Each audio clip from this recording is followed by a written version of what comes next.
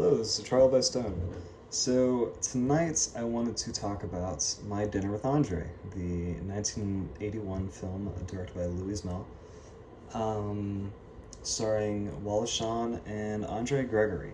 Um, it is literally just a movie about these two very philosophical men having a discussion. That's all it is. Um, they're just kind of hanging out talking the whole movie, and it's fascinating how um, engrossing it is, with it just being this conversation between these two men. Um, they the way it manages to be compelling is really talented filmmaking. It's really good. It's just really good at what it does, which is very cool. I don't know. I don't have a lot to say about that, but the filmmaking is really well done. The interesting part about it, though, what really moves the film forward, because there is no action, there is no real conflicts aside from their differing beliefs. Um, what drives the film forward is their conversation. It's this discussion with disagreements and uh, differing views about comfort and habitual living and death and life and romance and interconnectivity and Schopenhauer and um, and connection. It's fascinating. And it's a lot of stuff that I think a lot of movies have tried to uh, talk about more subtly, because they're obviously not having a conversation with two people, which is really just a conversation from the director to the audience, to me, about this subject, um, which is so it is a little unsubtle in that way, and I will admit, like the first time I watched this, which is a few years ago, I didn't like I liked it quite a bit. I found it very interesting, the conversation, and but my mind started to wander. I found it fairly boring, but overall I enjoyed it, and I liked it quite a bit. I even bought a Criterion Blu-ray for it, but I decided to revisit it tonight because I don't know. I just needed something chill. I like the Midnight Gospel, which is a a podcast turned cartoon. So I figured it would be good, and I didn't expect myself to be as engrossed as I was this time, by their conversation. And I think that's just because I've watched it later in my life and I've developed more. I'm in a changing seasons kind of area in my life, and this is very much talking about that, about what to do when you notice life starts getting dull. Um, and does that make you some sort of, like, is that because we're living in some sort of Orwellian nightmare where we have all been programmed to believe that we're all living life normally, but really this is all just systems upon systems upon systems that have been put in our way, where this is what we're thinking now without any um, consequence, because we don't even know that we're thinking it, we're just living it. Are we living in some sort of dream? Which is fascinating to me. It's fascinating, but really, the core of the discussion comes down to, and I don't know if this is going to be a long review or a short review. My reviews since I've come back have tended to be longer, but I don't know how much because I have a lot to say about this subject in this film, but I also don't know how long it will take me to say it. Definitely not 2 hours like this movie did, but which isn't a bad thing. But the real core of the conversation comes down to interconnectivity, and I started to piece together by the end. I was like, this what they're touching on is something that I've heard about from a philosopher, Arthur Schopenhauer, the hedgehog dilemma, which is essentially this theory about why humans find it hard to connect with other humans the way that we do. And it all comes down to, like a hedgehog, it yearns for connection with other hedgehogs, but when it gets too close, its quills prick, so they back away. I learned this while actually diving into Neon Genesis Evangelion. That show is very much about that, even very explicitly about it. There's an episode title, might be 16, 17, 18, one of them, that is called The Hedgehog Dilemma. They are very much talking about this and about loneliness. So I oddly enough, was kind of prepared for this subject, which, now I think about it, I definitely was not the first time I watched this movie, which probably had to do with why I didn't find it as engaging as I did this time. But, which could be a negative. I don't think you should have some required knowledge to enjoy a piece of art. I think that actually makes it a bad piece of art. But in this specific case, if that knowledge is life experience, then I think it becomes more complicated. Which, to be fair, on my end, I wouldn't necessarily call that life experience. I literally learned this from watching something else talk about this.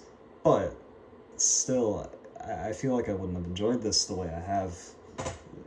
I didn't enjoy this the way that I did tonight when I was younger. So, I don't know. I don't have an answer for that.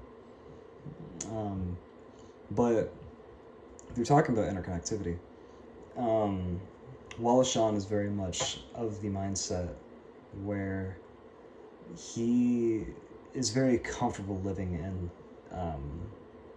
this pre-made world that he lives in, just regular life, which is very discomforting to Andre Gregory, who finds that he uses the word Orwellian when describing modern life, at least modern life in 1981. Who the hell knows how you think now? But I think Andre Gregory's still alive, but he finds that very discomforting. He thinks that the point in living in life is being. He's essentially searching for some sort of nirvana, because he finds this habitual living, is what he calls it, as living life. You go to work, you wake up, you eat, you sleep, you go to work, you wake up, you eat, you sleep. You can't find, he doesn't think you can find joy in that necessarily. It drives him crazy. He went as far to go to Tibet and go to these monasteries and practice being a monk in some cases. And by the end of the day, he expressed how almost depressed it made him, because he got scared, and he related that scaredness to being, he thinks that the closer you are to true being, whatever that means, or nirvana, I guess, it makes you closer to death, which is fascinating to me, because he mentioned something about how, it was a quote from someone, maybe a playwright, about how if you are to truly experience being, you are feeling the rot of time. We're all animals, and we are rotting, like as we're living. We're cells are dying within us. So he thinks that is why he became afraid.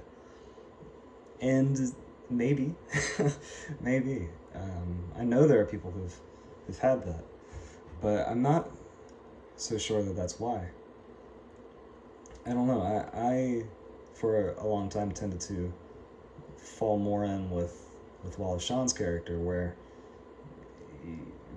one must. I've come to enjoying the phrase. I've used it quite a few times in philosophical debates with my friends and such about one must imagine Sisyphus happy. Sisyphus being the Greek myth of the Greek mythology. I don't know, the fairy tale about the man who would roll the boulder up the hill for eternity for punishment, and then it would constantly roll back down, and you have to just keep doing it over and over again. But I think one must imagine Sisyphus happy. He has to, for it not, the only way for him to escape his punishment is to find some sort of joy in what he's doing. And I think that's what Wallace Shawn was getting at, which is somewhere where my philosophy has kind of landed myself, where you, even though life is chaos, even though for Andre Gregory, this may be some habitual climate that has been built for us that we don't even realize we're living in now. For Wallace, you still, why is it such a bad thing that you should enjoy living in it? Ignorance is bliss. So why not just, what harm is it doing to yourself?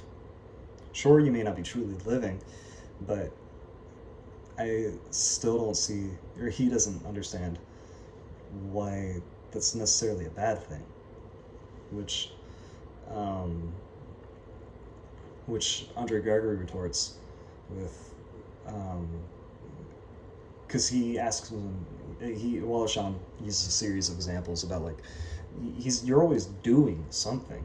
There's always some enjoyment that you're having. Like, if you're not just living on instinct like an animal, you don't go by instinct. You aren't just that. Like, if you want something, if you want to read, you go grab a book, you read.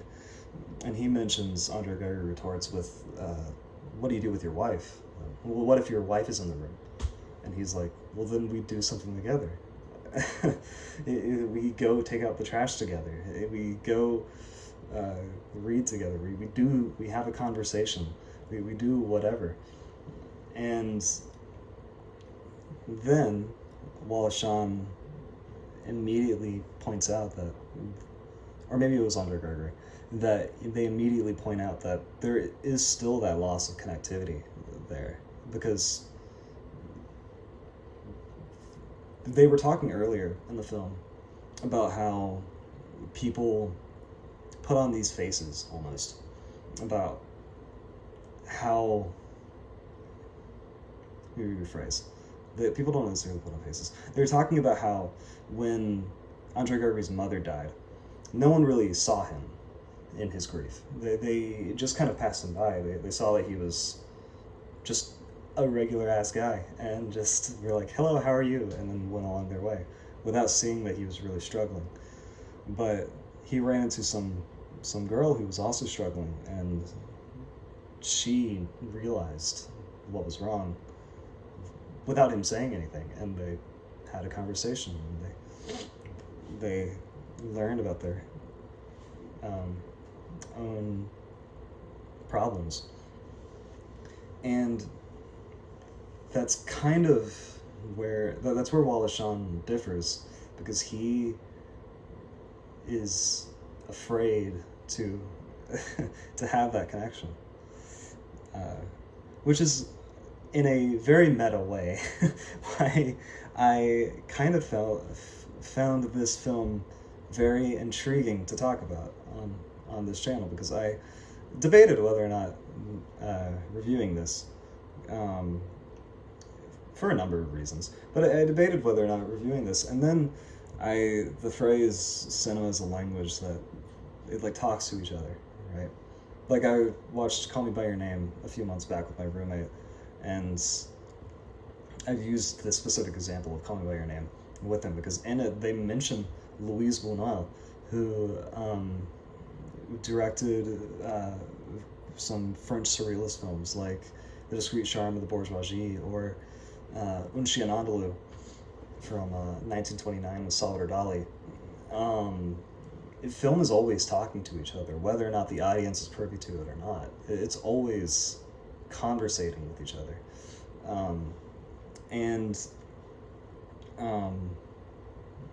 So I felt it very meta that this phrase that has been used and thrown around quite a bit, the cinema is this language, popped into my head while I'm watching a movie about this conversation.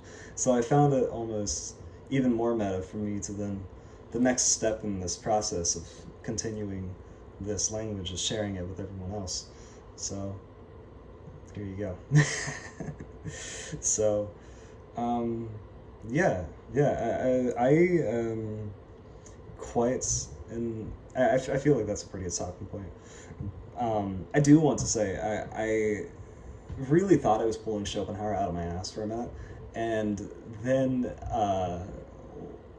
I think Wallace Shawn points out at the very end, he's like, and we're having a conversation, like he was talking about connectivity and about how he just mentioned a random example of having a conversation about Schopenhauer for an hour. I was like, fuck you, I'm right. So, I'm awesome. But, it's just, this movie hit a lot harder for me, as an adult, as a 20-something. It really hit me, and I enjoyed it quite a bit more. I find it very riveting. Like I said, the filmmaking is top-notch. The way they are able to move this film forward, and have it still be engrossing is just very talented. Because all it is just two men having a conversation at a table. And you're just getting reverse shots and over-the-shoulder shots and occasional wide, and that's all it is. It's just them talking, and it's really fun, actually, little details to like spot the waiters in the background just moving. It's kind of fun to watch that, and I think that was one of my issues I found with watching it the first time, because I found it very distracting. I would find myself gazing off to the corners of the screen, trying to watch the extras, and even on something that I think is very difficult to really, it's a problem that you will encounter if you're trying to make a film like this, where you're just having a conversation between two people sitting down, and you're trying to find innovative ways to make that interesting, so that the audience doesn't get bored, which it's doing very, very well. But at the same time, it kind of puts you in that corner where I notice myself looking for it doing different things. And sometimes it's just not. So then I'm focused on something that's not happening, and I'm missing out on the conversation. I feel like that is just a flaw with this kind of story they're trying to tell. And I've heard that this potentially could be better as a play, which I would argue maybe, even though film is my favorite art form. It would be significantly less distracting as a play. But regardless, it still makes for a damn good movie, and a very intriguing and interesting one that has a lot to talk about, and a lot to leave you thinking with, and a lot to just chew on. It's cool. I like it a lot. I'm glad it exists, and it has some cultural relevance. It's stuck around. It's managed to stick around for nearly 30 years, so good on it. But yeah, so tonight was, and I did actually find myself filling up a full 20 minutes, so here you go. But here was, and I hope this wasn't too rambly either. Also, I apologize for the tank top, but I don't know, I feel like that was kind of also what the film was saying about comfort and stuff, so might as well just lean into it. But Yeah, so this was Louis Malle's 1981 film, My Dinner with Andre. So this is a trial by Stone. So I will see you later.